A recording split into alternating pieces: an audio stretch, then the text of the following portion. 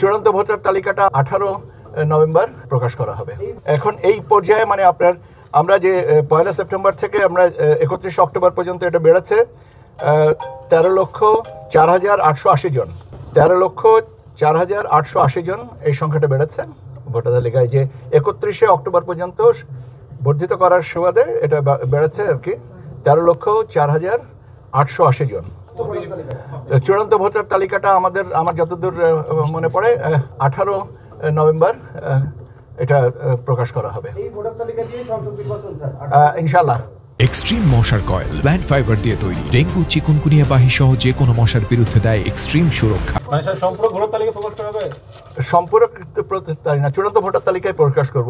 আপত্তি জানানোর তো এর ভিতরে আমরা এখন তো এটাকে জানিয়ে দিলাম আপনাদের মাধ্যমে, এখন আর তাতে নতুন কোনো কিছু নেই। এখন আপত্তি, দাবি, সংশোধন ইত্যাদি এই আগামী কত তারিখের ভিতরে, 17 তারিখের ভিতরে আমরা যেন 18 বা 19 20 তারিখের ভিতরে, 20 তারিখ বোধ হয় আর কি, আমরা এটাকে 17 তারিখ পর্যন্ত দিবেন, আমরা তারপরে এটা সংশোধন করে নেব।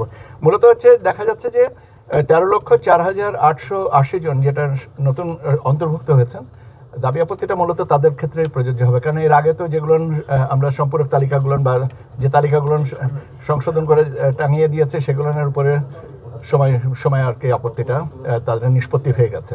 কাজে এখন মূলত হচ্ছে যে 13,04,880 জনের উপরেই আসবে।